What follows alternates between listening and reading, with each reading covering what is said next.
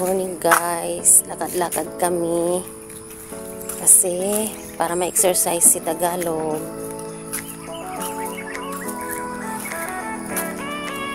Na ano na siya, unti-unti na naka-recover ng ano niya. Exercise muna kami kasama ang aming dugi. Yan o, ugay kaayo. Daisy, wag doon sa ano, sa damuhan. Kaya nga, muna tayo. Kami sa garden papunta. Sa garden niya. So, yung pumunta dito nami-miss niya ang maglakad-lakad. Daisy, ano ka, ma-shoot sa ano ba? Sit dito. Oh. Punta yan siya doon sa mga kapatid niya. Sa garden. Malungkot na yung garden din niya. Wala na. Hindi na napuntahan namin. Daming okra dito Nalaglag na lang. Wala nang time mag-ano siya. Ha? Oo. Yung mga ano? Saan? Bilog na talong?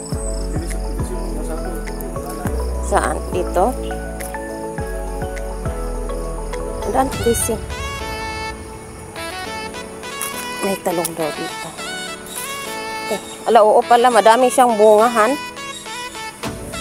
Ay, ano na siya, ibigay ko kay Daisy. Madami ang, nahinog.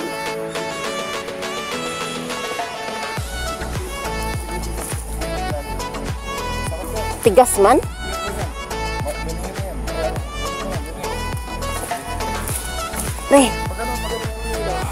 Pataas?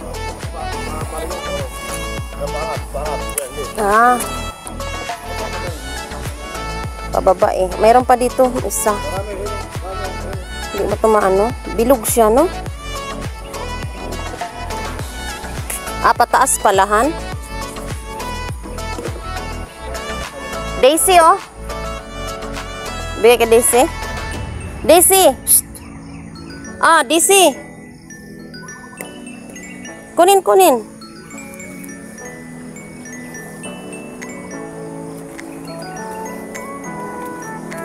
Maliliit siya na talong.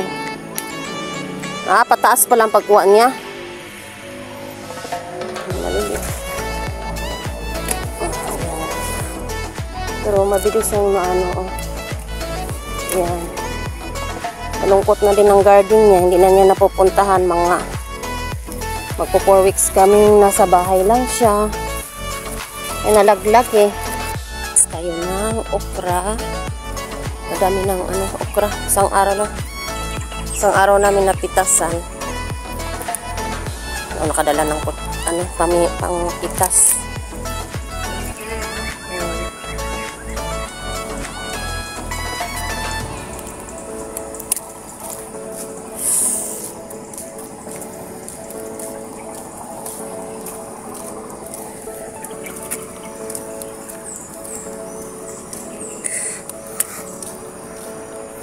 Mahal tong okra ngayon sa palengke.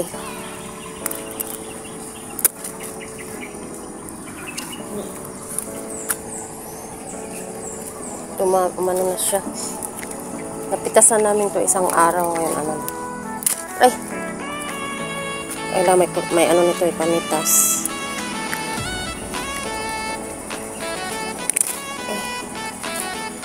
Chilyohan.